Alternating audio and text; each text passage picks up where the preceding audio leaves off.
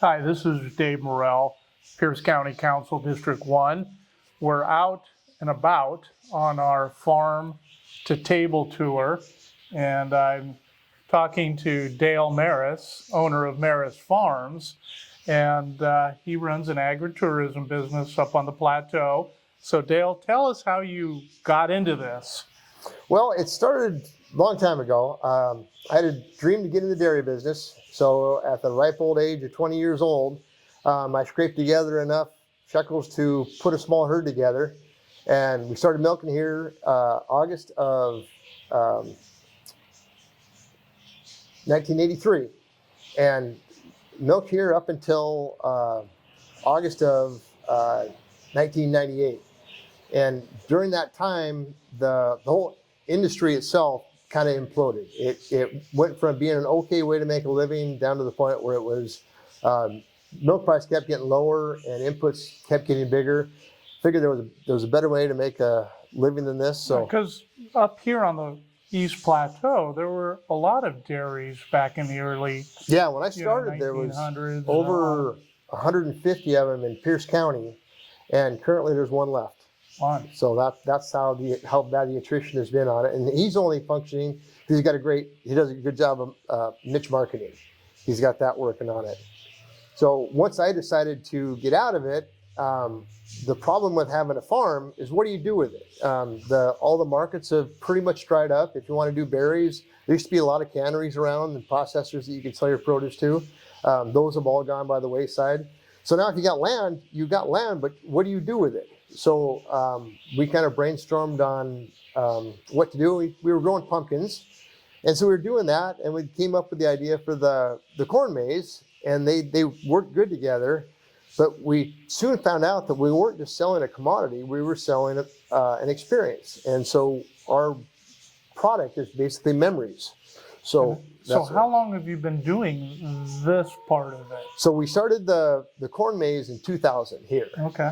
And then we had to make the whole evolution from an operating cattle farm to a pumpkin experience. So it involved a lot of cleanup, a lot of tear down, a lot of restructuring to get all the infrastructure to work right. So it's been a big change, but it's been really worth it. And the other thing about what we do as compared to conventional agriculture is normally if you have a lot of people around the farm, you get complaints because of smells, odors, flies, and all that. Whereas what we do, the more people that live around us, the better it is for us. So that way, when you see a new housing development, it kind of breaks my heart to see the land being converted, but it is a customer as opposed to an enemy of what you would do. Right. And as growth happens, like you say, a lot of farmers are second generation, but the third and the fourth generation don't really want to work a farm anymore. They can't really make a living off it. Exactly. So they move to the city, and mom and dad or grandpa are left with this acreage. What do I do with it? Yeah. And so you figured out a way to make a living. Doing this. With land, it's I call a small farm kind of a poverty island. Because only the very rich or the very poor live there. Because if it's so hard to make any money off of it. So those are like hobby farms. You're just doing it to make you feel good, to get your own produce and whatever. But definitely can't make a living off it. Yeah, the idea of having 5 or 6 cows and making the payments off it, it just isn't there anymore. Yeah, and this is a family affair, isn't it? Yes, I started here. I'm the first generation here, but since then, 3 of my kids all work there. My youngest daughter just graduated from high school, so she's not sure if she wants to commit to it or not yet. And ideally, if things go good, eventually I'll be able to pass it on and keep it as a farm for years to come. Mm-hmm. It's not just a one-trick pony that we're be done in 1 year. Right. So your legacy is to pass it on and to be used as, like you say, an experience for people in the city to come out and actually see kind of what a farm used to look like, but also all the entertainment that you have, which I think we're going to go on a tour and you're going to point out everything. There's a lot to see. All the cool things you got here. Maybe we can even try a couple of them. That'd be great. Okay, great.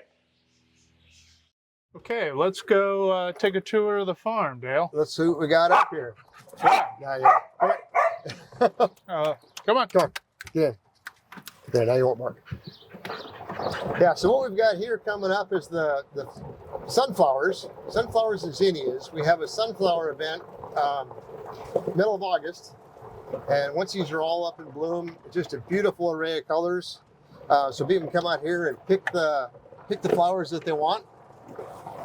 Okay. And at the same time, they also get to enjoy all the different events that we have up and going for that time.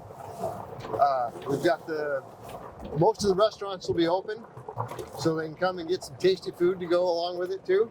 Okay. In the springtime, we have baby animals and blooms. So we do tulips and baby animal festival.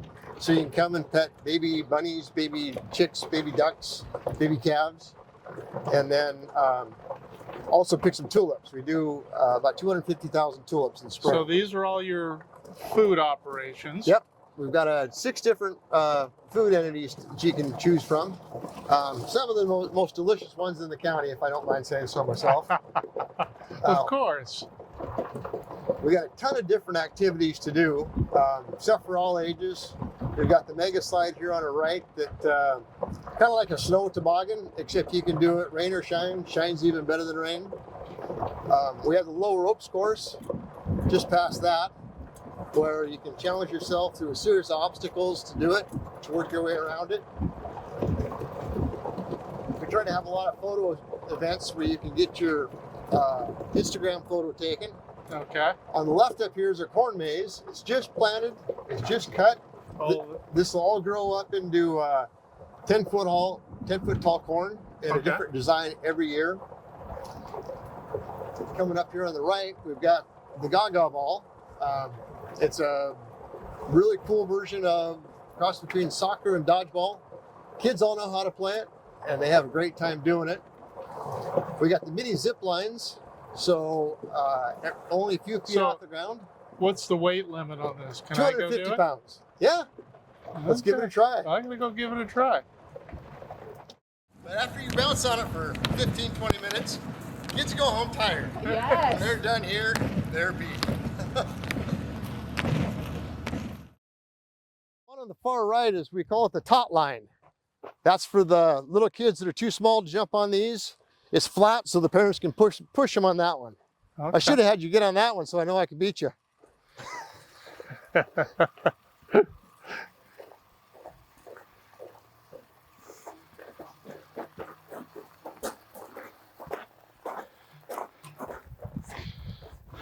Okay, ready? Ready? 1, 2, 3.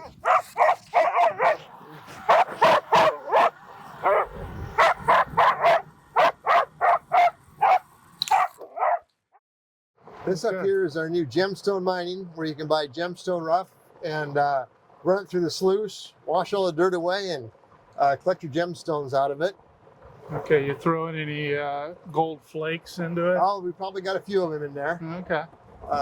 This area up in here is our haunt, and coming October, it's one of the nationally ranked haunts in the country. It's about 45 minutes, give or take, to get all the way through it. It's super fun. I think there's right at about 60 different actors out there that will love to scare the heck out of you. This here on the right's our trike track. You can, okay. Dad and kids can do it. No, we're going to have to go do that. Okay, we'll swing around to that side. We'll go do that. Come on, Dale. Come on, Dale. You're supposed to help me, dog. How many times we go around? I'm going to the 1. Oh, you're going to go 2. I got a chance.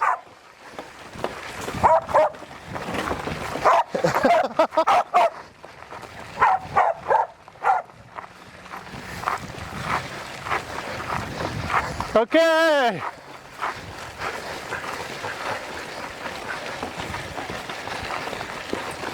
And the winner. As many activities as we can, so when families come here, it's not, you're not coming here for just one thing. If you can come here, whew, that was a workout. It was.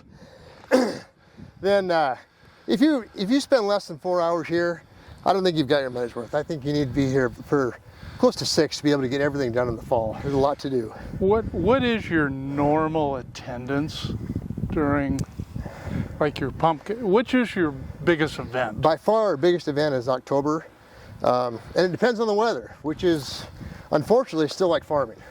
If the weather's bad, people don't come. So when the weather's good, things are great. But when it's raining, it's a hard sell. Mm-hmm. So on a good day, 7,000's a little light. We could probably go to 7,500 people a day here and still have it enjoyable. And that's through the month of October? Just on weekends. Just on weekends. Yeah, so we do Friday afternoon, Saturday, Sunday. Just because it takes a lot to set this up and get it going. Sure. So it kind of has to run at full speed. Anything less than that, then you're kind of spinning your wheels. Right, right. But and then you have the other events out here, like the sunflower. Yeah. You know, those are, that's obviously a spring, summer type Yeah, and that's event. a lower key event. The attendance isn't quite as intense to that. Mm-hmm. We still have most of the events open as well when we're doing that. So it's still a lot of fun. It's just that people are used to coming in October. So getting the word out for the other events is there. Right. And we also do corporate events, which is a growing aspect of it. Companies can bring their entire crew out there. We can handle groups up to 2,500 at a time to come out and enjoy the farm. Yeah, did I hear that, like, Alaska or? Yeah, Alaska Airlines will be here on the 20th. This is their second year back on that. They had a great time last year, and hopefully we knock it out of the park for them again this year. Okay, wow. Well, thank you for showing me around Maris Farms. Yeah. And I appreciate your investment into Pierce County, especially District 1. So thank you so much. Well, and I appreciate you letting me beat you on the, yeah, I don't think that was the cornucopia yeah, there was no speedway. No gimme on that one. You were in that one fair and square. Well, good. Okay. It's a wrap.